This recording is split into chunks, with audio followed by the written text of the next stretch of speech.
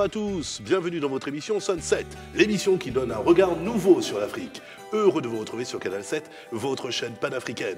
Toute équipe Sunset est prête à surfer avec vous sur la vague de la bonne humeur. Avec moi, Rona Charny-Moicondé. Bonsoir Rona. Bonsoir Roger. Comment vas-tu? Très bien, et vous? Ça va? Tu me vois maintenant? Enfin, c'est nouveau. Ouais, je parle à l'ensemble de l'équipe. Alors de quoi vas-tu nous parler ce soir? Eh bien, les jeunes cadres de la République gabonaise qui montent au créneau comme ça et s'engagent à promouvoir la politique du chef de l'État sur l'égalité des chances, c'est tout de suite après. Ah oui, c'est tout un programme. Ouais. Avec nous, Carmen Ibaguino, comme j'aime à le dire, notre italienne, hein, avec un nom pareil. N'est-ce pas? Bonsoir Carmen. Bonsoir Roger. Alors, tu nous parles de quoi? D'une séance de coaching make-up. Voilà, on va parler de beauté ce soir. Très bien, mais déjà, vous êtes très en beauté. Merci. Il n'y a pas que vous, parce que hein, vous saurez pourquoi je le dis. Nous sommes en compagnie de Armel Joey Mbogo, journaliste, reporter et présentateur. Bonsoir Armel. Bonsoir Roger. Je t'appelle Joey, parce que dans la vie de tous les jours, je t'appelle Joey. C'est clair. Comment vas-tu? Je vais très bien. Merci d'être sur le plateau, ça fait longtemps. Tout le plaisir pour moi. Ah oui, c'est vrai, ça fait longtemps. Tu ne m'invites plus. Oh, arrête. Hier, tu as pensé à moi, c'est gentil. N'est-ce pas? Nous ne sommes pas seuls, les amis, car nous recevons Katia Goko, organisatrice de la Journée nationale de la femme gabonaise. Elle est également l'instigatrice, effectivement, du concept femme gabonaise à l'honneur. Bonsoir, Katia. Bonsoir. Merci d'être sur le plateau, merci d'avoir choisi le plateau de Sunset pour nous parler de ce nouveau concept et notamment de la Journée nationale de la femme gabonaise. Merci. Très bien. Écoutez, on va commencer, les amis, avec cette image, l'image Sunset. On voit l'image? On voit l'image Sunset? L'image Sunset, vous allez me dire si vous reconnaissez cet homme. Qui reconnaît cet homme? Ne répondez pas tous en même temps. Ah, ça fait rire. Voilà. Donc Yves Mapakou. Yves Mapakou, ex-directeur général de l'établissement de microfinance BRSARL. Et oui, pourquoi on parle de lui? Pourquoi cette image? Il a été arrêté. Fini la cavale, il a été arrêté récemment à Paris par la police judiciaire française. C'est une bonne nouvelle pour les personnes abusées par cette microfinance déjà. Oui. Quand on sait qu'il n'est pas à son premier coup.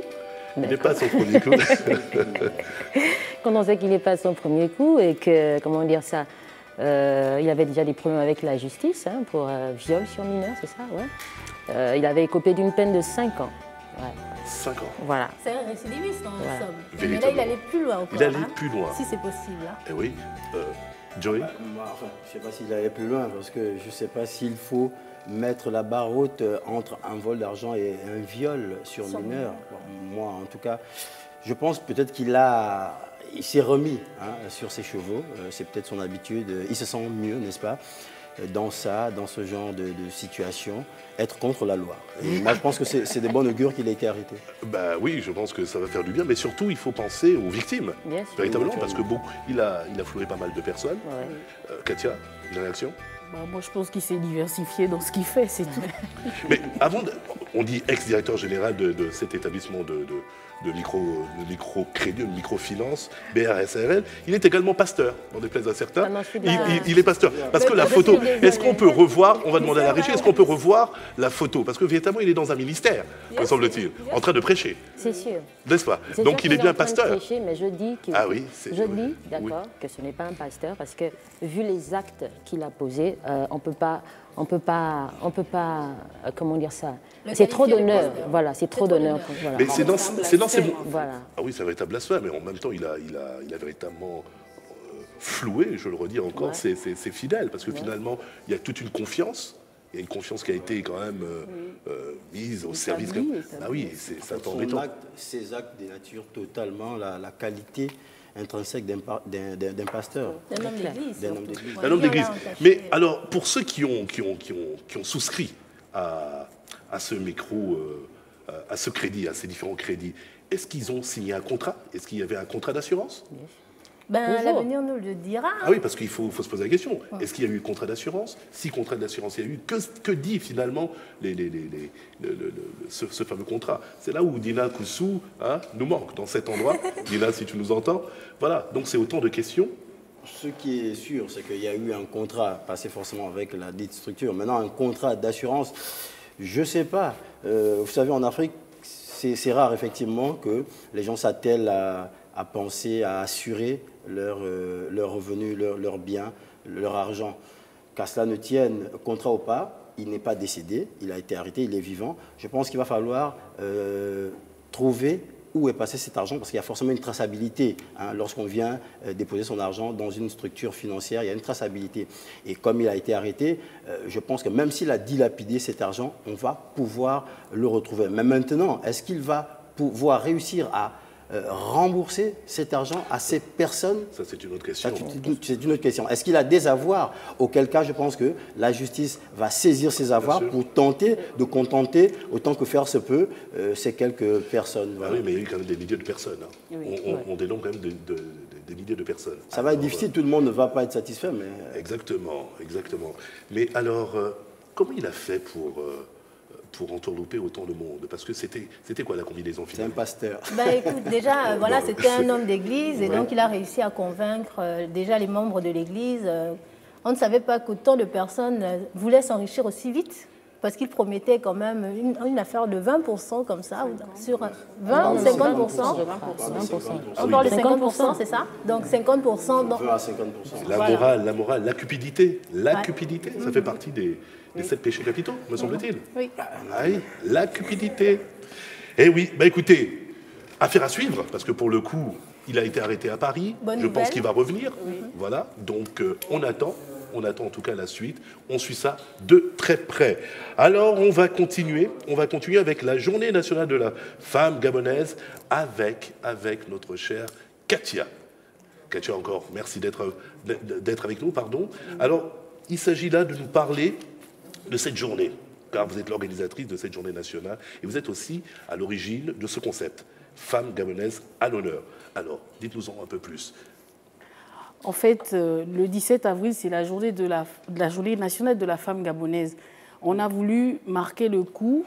Nous sommes des jeunes gabonaises. On s'est dit, bon, c'est notre journée à nous. Comment faire pour qu'elle ne passe pas inaperçue? Donc, on s'est réunis et on a décidé de revaloriser tout ce que les femmes font, on va dire, derrière. Parce qu'aujourd'hui, toutes les femmes n'ont pas la possibilité d'avoir un magasin pour exposer ce qu'elles font. Donc, on s'est dit, on met des stands à disposition pour que les femmes, ce jour, puissent exposer tout ce qu'elles font. Donc, elles n'ont pas forcément de magasin, ces dames. Ce jour-là, elles vont pouvoir s'exprimer et montrer à tout le monde que, hormis le fait qu'elles soient peut-être au marché, elles ont peut-être des activités et qu'elles peuvent bien faire tourner l'économie du pays. Voilà. Alors, si je comprends bien, ce sont des femmes qui ont des structures, en fait, du moins, qui ont une activité informelle. Voilà. Mais elles participent malgré tout au quotidien des Gabonais. Voilà. Et donc, à travers, donc, il faut le dire, hein, ce concept, c'est-à-dire excusez-moi, femmes gabonaises à l'honneur, elles peuvent donc avoir cette vitrine, comme vous le disiez tantôt. Vous voulez réagir, les amis? Oui, moi j'ai quand même une petite question, parce que j'ai l'impression que dans ce type d'organisation, on ne tient pas compte de ces femmes-là qui sont démunies, qui n'ont pas d'activité économique ou d'activité qui leur permettent effectivement de subvenir à quelques besoins que ce soit. Est-ce que vous avez intégré ces femmes qui sont sans emploi, qui ne travaillent pas? En fait, comme je disais, c'est la première édition. On se lance une première fois et pour se lancer, on n'avait pas forcément de gros moyens financiers. Donc on s'est dit, on prend d'abord celles qui font déjà quelque chose. Ça va motiver celles qui sont à la maison en se disant, ah, elle fait quelque chose, voilà ce qu'elle a pu faire. Bon, nous aussi, on va essayer. Maintenant, pour celles qui n'ont pas de moyens, justement, le jour de la Journée nationale de la femme, il y aura des stands d'information. Donc pour éduquer déjà ces femmes-là, pour qu'elles viennent vers nous, pour nous faire l'état de leurs besoins. Et comme c'est un concept qui est lancé, on se dit qu'avec cette première édition, le bilan qui va ressortir de là va nous permettre en fait d'organiser, on peut dire dans un mois, une autre foire d'exposition. Le but, c'est de faire en fait une foire d'exposition, permettre à tout le monde d'exposer quelque chose et de faire tourner l'économie. Une foire d'exposition autour de la femme gabonaise à l'honneur, autour du concept de la femme gabonaise. Comme je dis, on a la fête des mères qui s'annonce, on peut organiser quelque chose pour la fête des mères déjà. Ces mamans-là peuvent venir exposer et nous, les enfants, qu'est-ce qu'on fait? On vient acheter pour motiver nos mamans, pour dire que vous n'avez pas tout perdu. On est là, on peut vous aider à vous relancer. Et donc, ce 17 avril, qu'est-ce qu'il y aura au programme? Il y a une exposition. Il y a une braderie aussi, parce que ça doit être accessible à toutes les bourses. Il y a une braderie aussi. Et derrière, on a quand même 2 stands d'information. Pour d'abord le bien-être de la femme et aussi pour les droits de la femme, parce que beaucoup de femmes ignorent un peu leurs droits. Donc il y aura 2 stands pour expliquer aux femmes quels sont leurs droits et comment une femme doit plus ou moins se comporter, comment elle doit vivre. Et hormis ça, on a une tombola pour permettre à tout le monde d'avoir un lot et que la fête soit belle aussi. Donc il y a une tombola où le premier lot est un billet d'avion Libreville-Jobourg. Et on a aussi un lot pour encourager les femmes. On a un de nos sponsors qui nous offre un box au PK8, marché banane, pendant 1 an. En fait, le box, il a 150 000 et lui nous le fait à 65 000 pendant 1 an. En fait. Pendant 1 an. Donc, ce qui veut dire que la lauréate, c'est ça? Oui. Comment elle fera? Elle paiera le box à 75 000 ou c'est votre association? Non, elle prend son box à 60 000. Le box, il coûte 150 000. D'accord. Donc, il y aura une réduction, en fait. Oui, il y a une réduction pendant 1 an. D'accord. C'est à elle maintenant de créer son activité pour avoir ses gains, en fait. Okay. Voilà. Et comme la tombola, elle est ouverte à tout le monde, vous pouvez aussi jouer et puis gagner votre box. Oui, surtout gagner le voyage de Djobourg. Passionné de voyage. De toute façon, en fait, c'est pour donner la possibilité à tout le monde de s'exprimer. Parce que beaucoup vendent via Internet. Et généralement, ce n'est pas possible pour tout le monde de se déplacer. Et là, ce 17 avril, vous pourrez venir voir tout ce que vous voyez sur Internet. Voilà, quoi. Okay. En tout cas, on peut applaudir cette initiative, donc le concept Femmes gabonaises à l'honneur, donc l'organisatrice, dont l'organisatrice n'est autre que Katia Goko. Donc n'oubliez pas le 17 avril, donc c'est dimanche, à la Chambre de commerce, Journée nationale de la femme gabonaise, Chambre de commerce bien entendu, de Libreville. Katia Goko, vous restez avec nous, bougez pas, on va passer à la rétro avec notre cher Joey.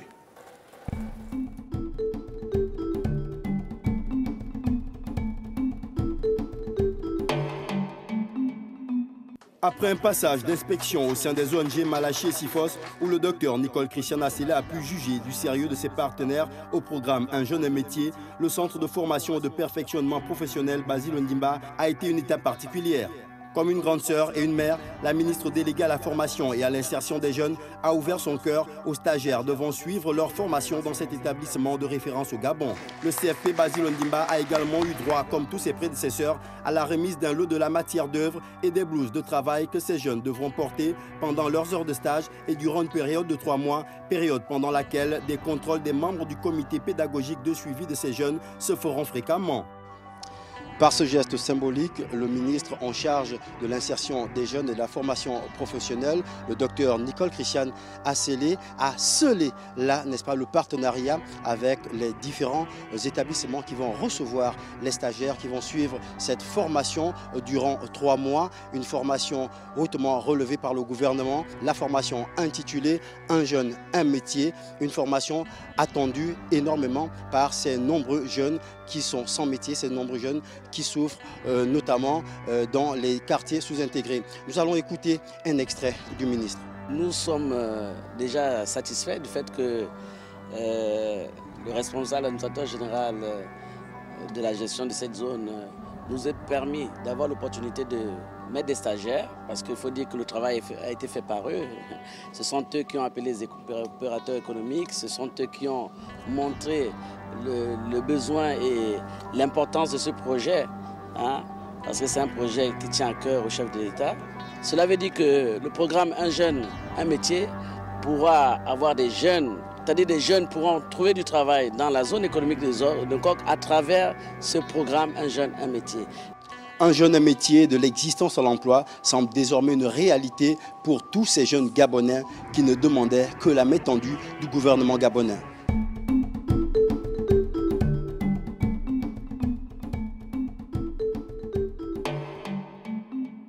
De retour sur le plateau Sunset, nous sommes toujours en présence de Katia Goko, organisatrice de la Journée nationale de la femme gabonaise, mais aussi d'Armel Joey Bogo, journaliste, reporter, présentateur, il fait partie de la maison, bien entendu. Alors, mon cher Joey, tu as assisté donc, là, comme on peut le voir, comme on a pu le voir dans le reportage, du lancement du programme de formation Un jeune, un métier. Qu'est-ce que tu peux nous dire sur cette formation, sur le lancement de ce programme, surtout? Simplement que l'initiative était à saluer. La machine est prise. C'est depuis belle lurette, effectivement, que le Gabon vit avec ces nombreux jeunes sans emploi.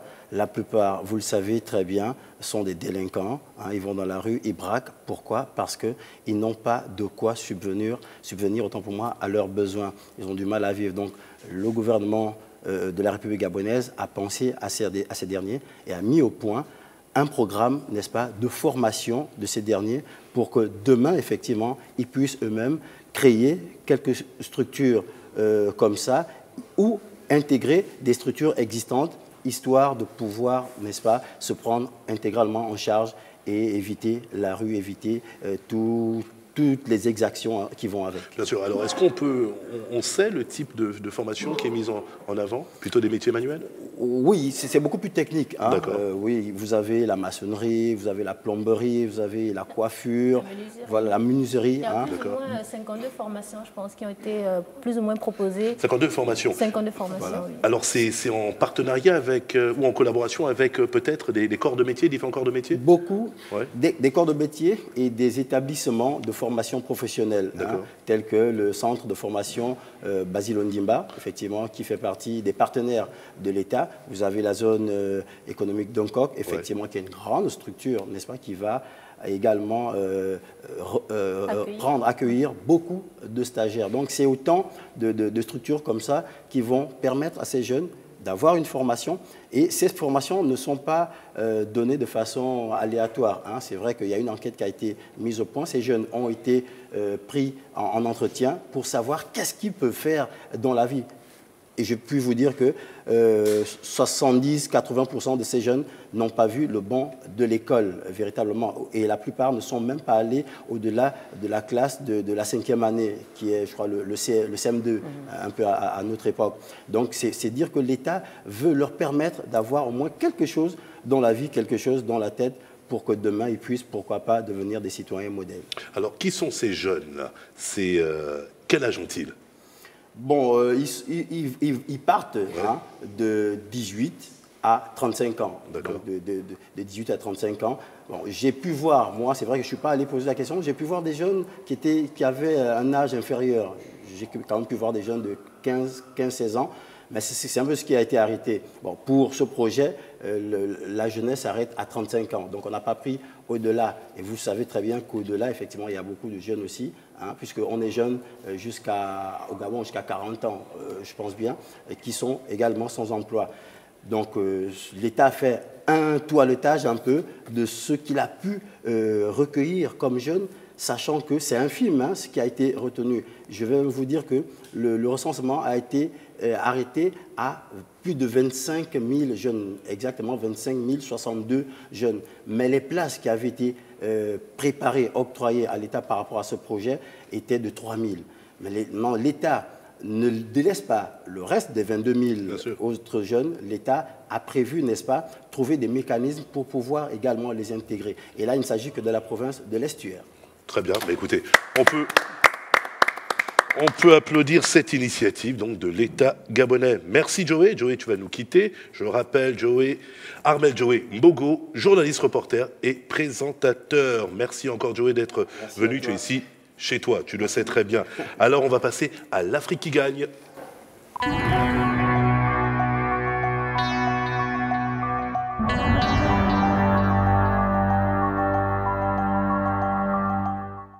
Au Gabon, la maison de l'orthopédie organisait les 4 et 5 du mois en cours un atelier de formation autour du thème « L'innovation pour l'optimisation de l'appareillage orthopédique ». 2 jours durant, des experts et des professionnels de l'orthopédie se sont réunis pour partager et échanger leur point de vue sur la question de l'orthopédie en Afrique. Okay, I just introduced the company Ottobock. Ottobock is... Oui, il a présenté la compagnie Ottobock. Ottobock is the global leader in prosthetics and orthotics. Ottobock est le leader mondial en matériel orthopédique. And we have come to Gabon to help develop the sector. Ils sont venus au Gabon donc pour développer ce secteur. With the help of our new partners, la Maison de l'Orthopédie. Ils ont donc ce nouveau partenaire qui est la Maison de l'Orthopédie qui va les représenter sur le Gabon. And today we are talking about soft, already made orthotic goods. Alors ce matin, ils ont parlé d'un certain type de matériel. And in the next weeks and months and years, we are going to continue doing seminars like this. Et les prochains mois et les prochaines années, ils vont continuer à animer des séminaires tels que celui-ci, ici au Gabon. Yes, and we hope that the situation is going to change in Gabon with people living with disabilities. Ils espèrent aider à faire changer les choses au Gabon avec les personnes qui vivent ici. Because there are really lots of problems. Parce qu'ils ont beaucoup de problèmes, certainement en matière de distribution de matériel orthopédique. But the biggest challenge we have noticed, le plus grand challenge qu'ils ont relevé, that we discovered that there are no professionals in this sector in Gabon. C'est qu'il n'y a pas réellement de professionnels dans ce secteur au Gabon. Cette formation, qui vient à point nommé pour la maison de l'orthopédie, a été le lieu idéal pour soulever des points saillants de ce corps de métier et surtout la nécessité de se mobiliser pour accompagner au mieux les personnes souffrant de malformations orthopédiques. Nous avons été contactés dans le cadre de l'ONG, la RBC, OSPAC Réhabilitation à base communautaire. Nous travaillons aussi dans le cadre d'aider certains patients dans la mobilité des membres. Et moi, je pense que ce séminaire vient à point nommé pour avoir des arguments et des éléments en plus de ce que nous avions déjà. Et je crois que nous pourrons faire mieux dans les jours à venir. La maison de l'orthopédie, pour plus d'autonomie, est une initiative de Marie-Noéline Pemba Boussougou, spécialisée dans la vente de produits d'aide à la mobilité et de confort.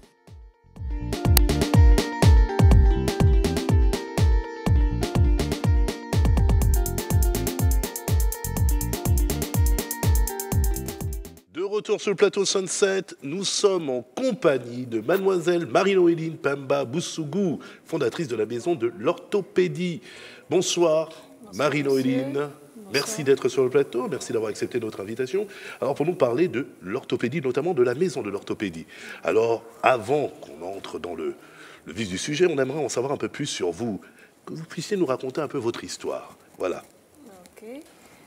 Marie-Noéline est une jeune fille gabonaise. Elle est née avec les pieds beaux. Donc, lors des premières années de son enfance, elle a pu bénéficier de soins orthopédiques grâce aux moyens financiers de ses parents. Et puis, avec le temps, la prise en charge devenant lourde, on a dû remédier à ces soins et j'ai dû avoir recours à des chaussures ordinaires comme tout le monde. Mais des chaussures ordinaires comme tout le monde, ce n'est pas toujours bien pour un enfant qui a des pieds beaux ou qui a une infirmité quelconque. Du coup, en grandissant, avec la difficulté de me procurer des chaussures orthopédiques sur le territoire local, j'ai mûri l'idée de créer un jour un centre de rééducation et d'appareillage. Donc, pour la petite histoire, la maison de l'orthopédie est aujourd'hui le fruit de ce rêve grandissant de cette petite fille, en fait. Oui, mais il faut d'abord dire effectivement que bon, c'est déjà fabuleux. On peut déjà applaudir Marie-Noéline pour déjà ce courage et puis cette pugnacité, toujours cette envie d'aller toujours de l'avant, ça c'est une chose. Donc elle a très bien dit, c'est parti d'un constat finalement. Son handicap, effectivement, de naissance, le handicap, elle se rend compte qu'il y a un manque criard de matériel, donc elle a une idée.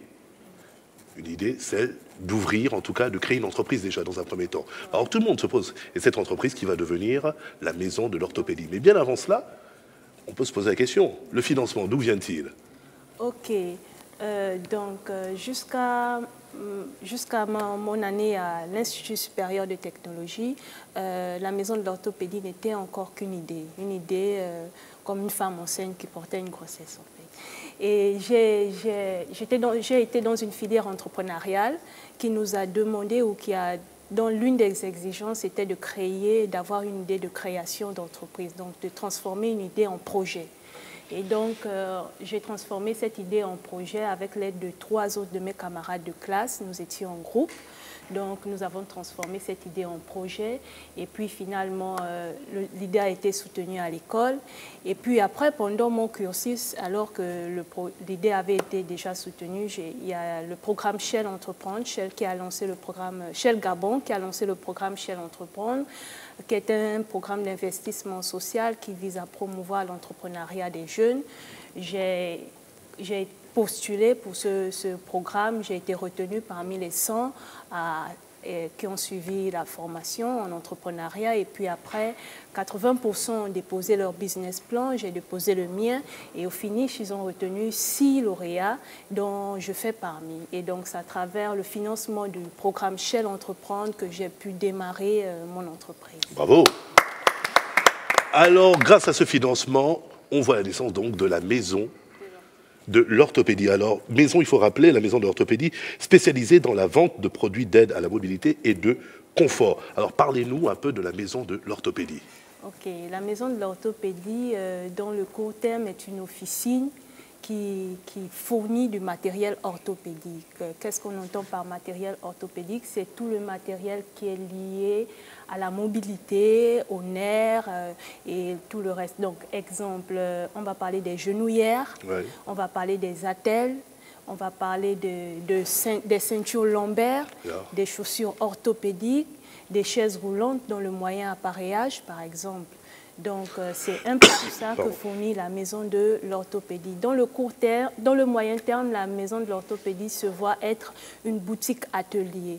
Parce que le constat est que le plus grand nombre de patients a besoin de produits personnalisés. Et sur le terrain, sur le territoire, bien qu'il y en a qui en font, mais après, ce n'est pas toujours la qualité. Ce n'est pas toujours innovant, en fait. Et aujourd'hui, moi, j'aimerais offrir des appareils, un appareillage innovant pour mes frères gabonais et africains. Parce que le handicap n'est pas toujours lié à ce qui est archaïque. Et ce n'est pas parce qu'on est en Afrique qu'on va toujours avoir recours au dernier petit appareillage juste pour nous dépanner.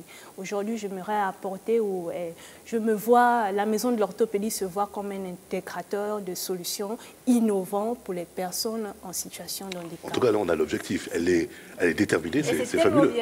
N'est-ce pas? Tu voulais rajouter quelque chose? Moi, la question que je voulais savoir, poser, c'était celle de savoir en quoi est-ce que véritablement vous comptez mettre en place cette partie en fait, de votre programme. C'est-à-dire, on a laissé l'officine, on passe à la boutique atelier. Voilà. La boutique atelier va être créée avec l'aide de nos partenaires, le premier Autoboc. Exactement, justement, je voulais qu'on en parle. Eh ben oui, le temps il perche. Hein. Voilà, Autoboc, effectivement, du nom de son fondateur, hein, qui est une entreprise fondée à Berlin en 1919, qui au départ visait à équiper les blessés de guerre. C'est bien ça? Alors, comment s'est faite cette rencontre entre Autobank et la maison de l'orthopédie? Ok. Comment s'est faite cette rencontre? Au départ, lorsque j'ai obtenu le prix Shell Entreprendre, alors que j'avais déjà dans mon business plan un panel de fournisseurs, j'étais encore à la recherche d'autres. Parce que là, maintenant, on est sur le terrain, on est sur la phase pratique. Il faut quelque chose vraiment de captivant. Donc, j'ai eu recours à toutes les ressources que j'avais, parmi lesquelles une ancienne podologue. D'accord. Podologue, c'est une Pays-Bas néerlandaise qui a été ici au Gabon. J'avais dans les 11 ans par là, dans le cadre d'un programme RBC, elle offrait des services de rééducation à la communauté, des services communautaires en fait. Donc, lorsque j'ai eu le programme, il n'y avait pas, quelques temps avant, je l'avais retrouvé sur Facebook. Donc, on a repris contact, je lui ai parlé du projet, je lui ai parlé de mon prix et je lui ai demandé des conseils par rapport à ça et elle m'a indiqué vers Autoboc. Et donc, c'est sur la base de ces orientations que j'ai contacté Autoboc, j'ai eu des premiers contacts avec eux et je ne me suis pas contentée de les contacter eux. J'ai contacté d'autres fournisseurs, mais parmi les fournisseurs, c'était Autoboc qui s'est montré plus ouvert, qui s'est montré vraiment très enthousiaste à mon projet. Les autres fournisseurs étaient beaucoup plus techniques, c'était commercial, les relations étaient strictement commerciales, mais avec Autoboc, il y a eu une particularité, celle de l'accompagnement. Donc, du coup, c'est sur cette base qu'on a fondé la relation. Ça a commencé au téléphone, ça a commencé par mail. Et puis après, ça a été, moi, un stage découverte dans leurs locaux à Duderstad et aux Pays-Bas aussi. Et après, maintenant, je suis arrivée, j'ai fait ma première commande, mon premier stock initial. Et puis, eux, ils ont voulu venir aussi. Et voilà, c'est comme ça que l'histoire a... Alors justement, ils sont venus et ça donnait droit à ce programme de formation qui s'est tenu le 4 et 5 avril dernier. C'est bien ça? Alors, expliquez-nous un peu, racontez-nous un peu comment ça s'est articulé, tout ça. Ok, le programme de formation dénommé l'innovation pour l'optimisation de l'appareillage orthopédique était un programme déjà... dont l'objectif principal était de présenter les produits Autoboc, de présenter l'innovation, la technologie de Autoboc, de montrer aux prescripteurs présents qu'on peut avoir recours à de nouvelles solutions, au lieu d'utiliser l'ancien plâtre qui, lorsqu'on le met, qui nous gratte, on ne peut pas parce qu'on est gêné, ça nous bloque, on peut avoir des solutions plus soft, plus propres, plus dynamiques, qui sont changeables, qui facilitent la vie, en fait. C'était ça l'objectif, la présentation de produits, présenter l'entreprise et puis voilà. J'aimerais vous poser une question. Là, vous travaillez en partenariat avec des hôpitaux? Oui, nous travaillons en partenariat avec des hôpitaux. D'accord. Ce qu'il faut relever aussi, et c'est ce qui m'a le plus touchée quand j'ai rencontré Marie-Noéline, c'est qu'elle a un côté très associatif en fait. Elle est très proche des associations et elle n'hésite jamais à donner son point de vue, à présenter son témoignage pour encourager les autres. Et voilà, c'est vraiment encourageant et félicitations. L'Afrique qui gagne, comme on l'aime. Merci Marie-Noéline Pemba Boussougou. Vous restez avec nous et on va passer à lifestyle parce que là, il s'agit véritablement de make-up. Alors, vous êtes déjà en beauté, je suis vraiment verni. C'est un grand moment. Ce vendredi est un vendredi exceptionnel. Lifestyle. Bienvenue dans Lifestyle. Aujourd'hui, nous allons assister à une séance de coaching make-up. Et donc, c'est parti, suivez-moi.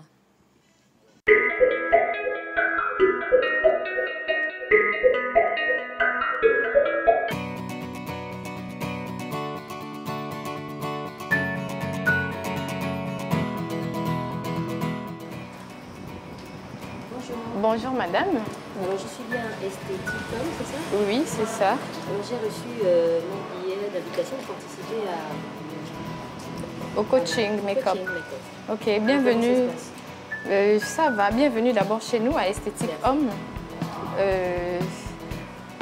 Tout d'abord, on va procéder par un petit soin du visage pour mieux apprêter le visage au make-up qui va se faire tout à l'heure. Donc sur ce, patientez-moi une petite minute, le temps de... Je vous attends. Ok. Bonsoir mesdames.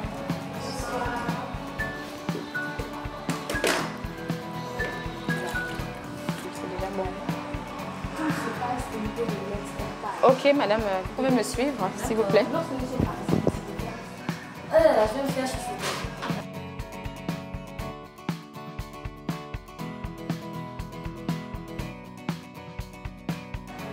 Là, je suis en train d'enlever le lait démaquillant que je venais juste de mettre.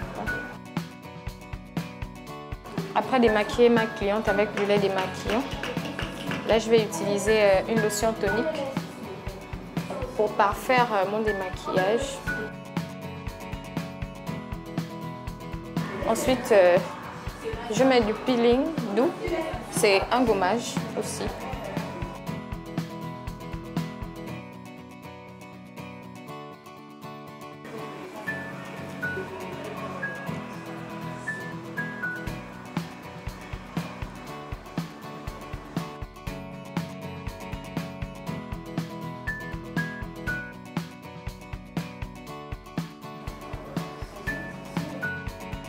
La partie de la mise en beauté vient juste de terminer. Donc à ce moment, madame, veuillez me suivre s'il vous plaît. on va faire place à notre maquilleuse professionnelle. Donc, devant nous, nous avons un modèle de teinte noire, un très beau visage d'ailleurs, que nous allons essayer de transformer.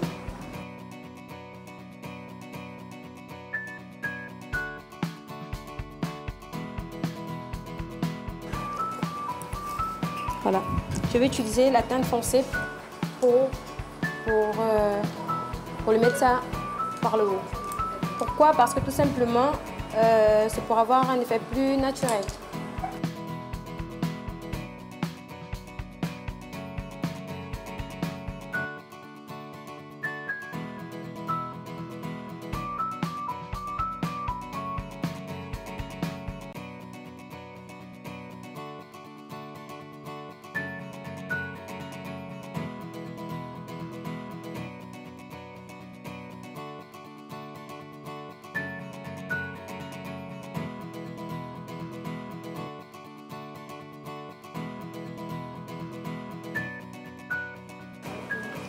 C'est très joli. C'est très beau. Merci beaucoup. Merci. Merci pour le maquillage. Avant, j'avais très belle. Oh, merci. Oh là là là là. Et donc voilà, chers téléspectateurs, nous avons terminé avec cette séance de coaching make-up. J'espère que vous avez beaucoup appris. Et donc moi, je vous donne rendez-vous pour la semaine prochaine pour un autre numéro parce que j'ai un rencard. À la semaine prochaine. De retour sur le plateau Sunset. Alors, ma chère Carmen, ce fut un grand moment. Un grand moment, voilà. Voilà, donc on peut quand même remercier cet institut qui t'a accueilli, qui t'a fait ses soins. Oui. On peut remercier également, on a pu voir notre ami Rim, voilà. qui a sa structure Touch by Rim. Oui. Et oui, une véritable transformation. Oui. Bon, tu es belle naturellement, c'est clair, Ah ouais, mais je suis belle elle a apporté sa petite touch. Non. Alors, tes petites impressions? Bah, juste dire que cette séance de coaching make-up, c'était pour certaines femmes, celles qui ont des difficultés pour se maquiller, pour se mettre en valeur, voilà.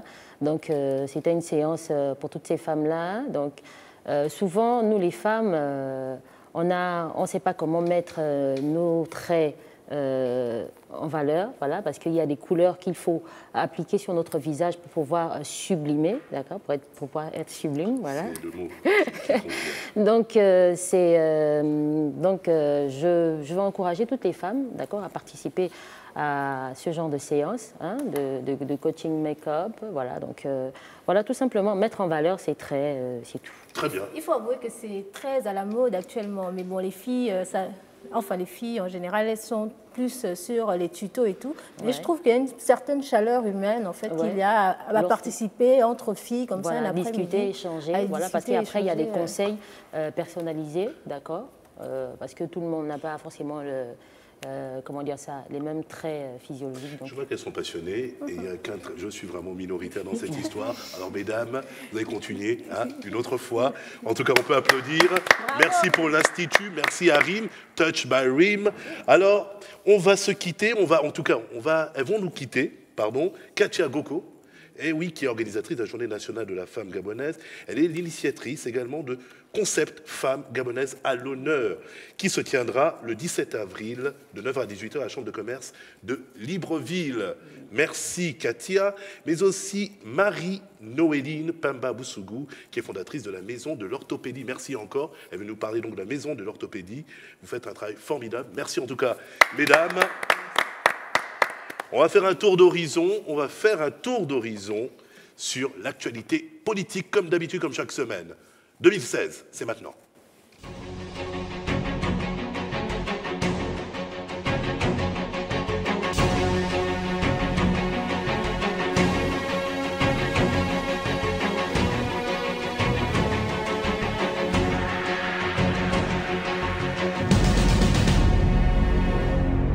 Retour sur les élections du continent de cette année 2016. Tour d'horizon sur l'actualité électorale du continent. Aux Comores, où le 10 avril dernier se tenait le second tour des élections présidentielles et gouverneurales des îles Moélie, la Grande Comore et Anjoua, 3 jours après la victoire du colonel Azali Assoumani, élu avec une large majorité par le suffrage universel président de la République de l'Union des Comores, des accusations de fraude s'élèvent à Anjoua, où les résultats des gouverneurs n'étaient toujours pas confirmés. Et c'est sans surprise aucune qu'au Djibouti, Ismaël Omar Guelleh a été réélu dès le premier tour de la présidentielle du 8 avril dernier, avec 86,68% des voix, d'après le ministre de l'Intérieur, Hassan Omar Mohamed. Le Tchad, dans l'attente des résultats de la présidentielle du 10 avril, l'heure est au bilan pour les observateurs dépêchés par différentes organisations sous-régionales et la société civile. Les rangs se resserrent au sein du Parti démocratique gabonais.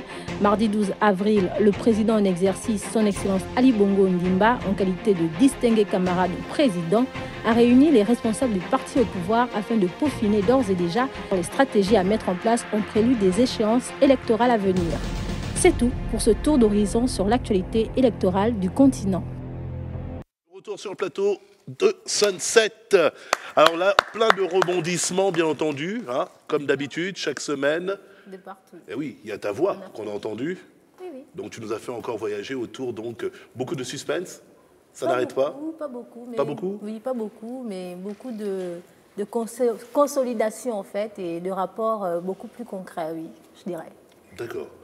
Alors, les amis viennent de nous retrouver. Tilm V, président de la commission communication du réseau des jeunes cadres, mais il n'est pas tout seul, car il est accompagné de Christelle Eyégué, qui, elle, est présidente de la commission de mobilisation et d'organisation du même réseau, réseau des jeunes cadres. Bonsoir à tous deux, merci d'avoir choisi le plateau de Sunset pour nous parler effectivement du réseau des jeunes cadres. Mais avant tout, on regarde et on revient tout de suite après.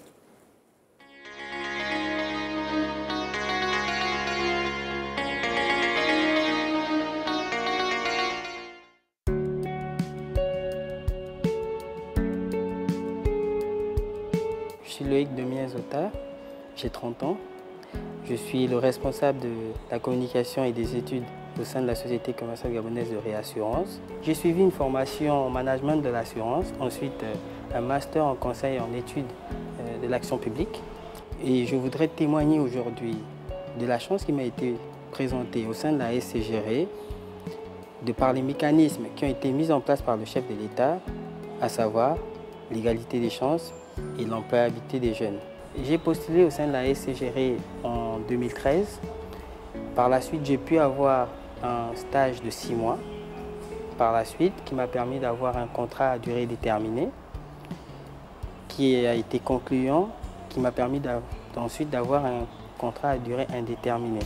Je n'ai eu aucune faveur et ma présence au sein de la SCGRE n'est due que du fait de mes compétences. Aujourd'hui, l'égalité des chances est une réalité. Vous verrez qu'au sein de notre pays, de plus en plus de jeunes cadres, occupent de très hautes responsabilités au sein d'entités publiques, parapubliques, voire privées. C'est pourquoi je voudrais dire que l'égalité des chances, j'y crois, alors changeons ensemble.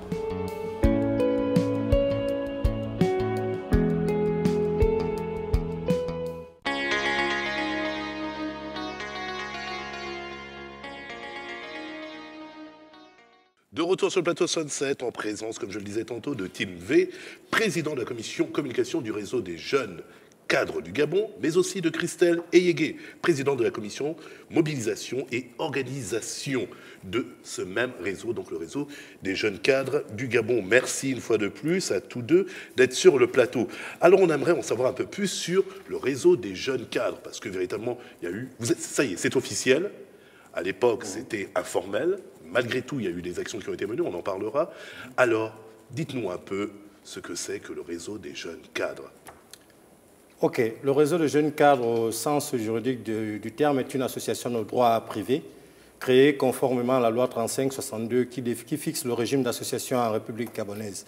C'est un réseau qui a la particularité de contenir en son sein un ensemble de jeunes cadres d'administration publique, parapublique et privés qui ont décidé de mutualiser leur expertise et leurs efforts afin d'apporter leur pierre à la construction de la solidarité nationale. Bien sûr, le réseau des jeunes cadres du Gabon lutte contre la pauvreté par la promotion de l'égalité des chances et de l'employabilité des jeunes. Il se veut être cette caisse de résonance-là qui peut porter au plus haut niveau de l'administration ou bien des instances de notre pays des solutions, des propositions allant dans le sens de favoriser le développement de ce programme qui est un programme national et ambitieux.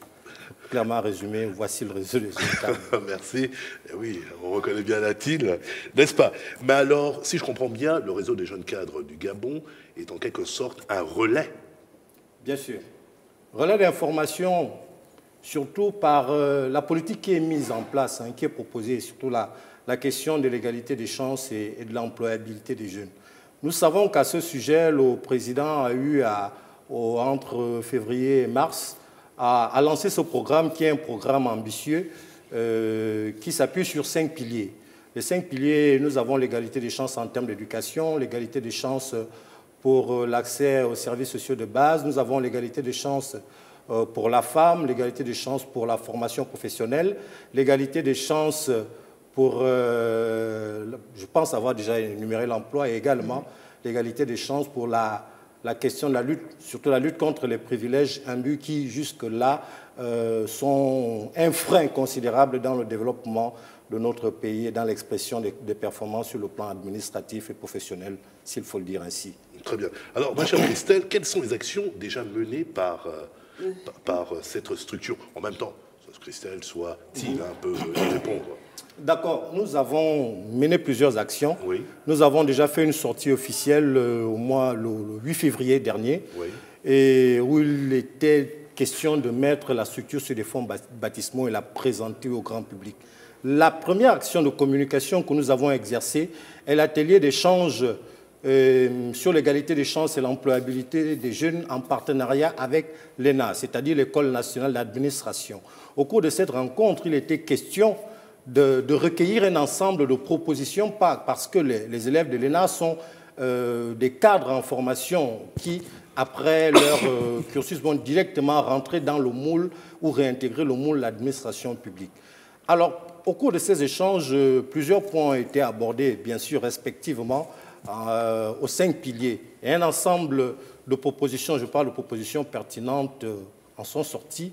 Et dans notre bureau du réseau des jeunes cadres du Gabon, nous sommes à pied d'œuvre afin de gonfler, de muscler ces propositions-là pour qu'elles puissent attirer l'attention du chef de l'État et du gouvernement. Alors parlons plus récemment de vos activités. Il y en a une particulièrement, celle qui s'est passée le 13 avril. Alors? Ah oui, la cérémonie d'endossement de la candidature du chef de l'État. Effectivement, vous savez, lorsque une association se crée et se met à soutenir le chef de l'État, on a tout de suite à interpréter qu'elle a une ambition politique quelconque. Or, nous, notre vision au niveau du réseau des jeunes cadres du Gabon est de nous appuyer sur ce que le chef de l'État propose. Parce que nous savons qu'à travers l'égalité des chances et de l'employabilité des jeunes, la question liée à l'éradication de la pauvreté peut véritablement être atteinte d'ici 2025. C'est pourquoi nous ne soutenons pas en tant que tel la personne politique, nous soutenons l'institution, nous soutenons le programme qu'il nous propose. C'est pourquoi hier, nous avons, au regard de l'analyse faite au sein du réseau des jeunes cadres, nous avons décidé d'endosser sa candidature parce que nous voyons en lui une personne qui est capable d'apporter des solutions aux problèmes de la jeunesse qui sont des problèmes assez sérieux et que beaucoup, au fil du temps, deviennent de plus en plus indifférents. Le chef de l'État a à cœur les problèmes de la jeunesse et c'est pourquoi nous avons compris que la seule façon d'arriver à la matérialisation de ce programme ambitieux de l'égalité des chances et de l'employabilité des jeunes est de le soutenir dès maintenant. Ce n'est pas fortuit. Nous avons eu à faire une analyse critique du programme, de sa faisabilité, et c'est pourquoi nous sommes rentrés dans l'option d'endosser sa candidature. Pas de le soutenir, mais d'endosser. Je pense bien que vous pesez le terme en termes d'intensité. Il y a une véritable nuance. Alors, ma chère Christelle Yégué, quel est votre rôle au sein même du réseau des jeunes cadres du Gabon? Merci Roger. Je veux d'abord remercier le plateau de Canal 7 de nous recevoir aujourd'hui. Vous nous donnez l'opportunité de mieux nous faire connaître sur le territoire national parce que nous sommes un jeune réseau.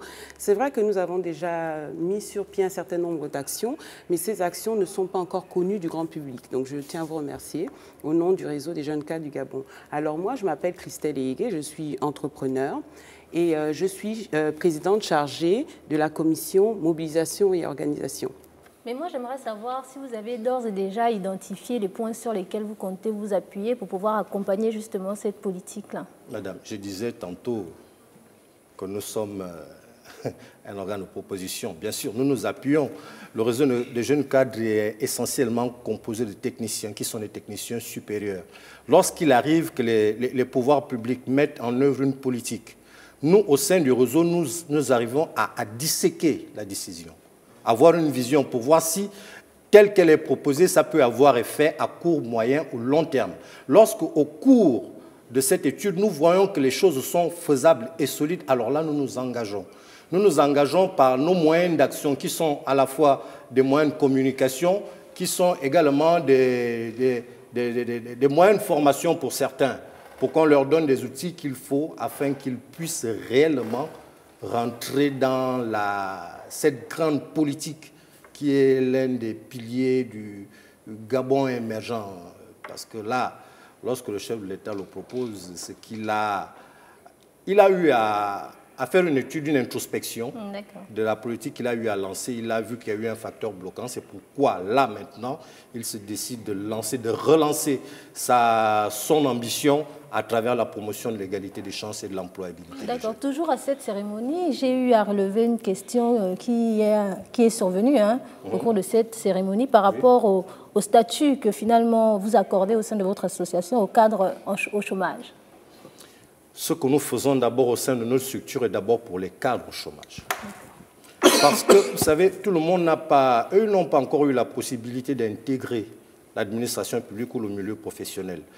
Alors, ces cadres au chômage nous amènent, nous, en interne, à peaufiner des stratégies qui vont aller dans le sens de les mettre en priorité dans la question de la matérialisation, de la mise en œuvre de la politique de l'égalité des chances et de l'employabilité du jeune. Parce que elle ne concerne pas, surtout pour l'égalité des chances pour l'emploi, ne nous concerne plus en tant que telle. Cela concerne plus les cadres au chômage. Nous aurons à les recenser d'abord. Les recenser, les connaître et davantage, si possible, les proposer aux administrations publiques. Parce que ce sont des jeunes Gabonais qui ont été formés sur la base d'un engagement décennal. Après l'obtention de leur bac pour avoir une bourse d'études, ils ont signé chacun un engagement décennal. Ce qui fait en sorte que là, dans ce contrat, qui est normalement un contrat, il y a une part de responsabilité de la part de l'État et de la part du jeune. L'État fournit une bourse au jeune, le forme, et le jeune a obligation de servir l'État au moins pendant 10 ans. C'est ce que dit cet engagement décennal. Or, aujourd'hui, après la formation, pour prendre le cas de ces jeunes cadres qui sont au chômage, l'État n'arrive plus à répondre efficacement à l'absorption des compétences qu'il a eu à former. C'est pourquoi, à travers ce programme d'égalité des chances et d'employabilité des jeunes, nous vont arriver à rassembler toute cette partie de la population, toute cette jeunesse, et les mettre en avant pour dire, messieurs les responsables politiques, vous avez signé un contrat, respectez-le. Deuxièmement, le président a mis un élément conducteur, c'est cette égalité des chances et d'employabilité des jeunes. Voici des CV, ils ont les compétences, par conséquent, employez-les comme il faut pour qu'ils puissent eux aussi valablement servir leur pays comme nous le faisons. D'accord, donc c'est terminé, enfin on peut nommer par rapport aux causes le fait des lobbying, du parachutage, au niveau de l'administration publique surtout.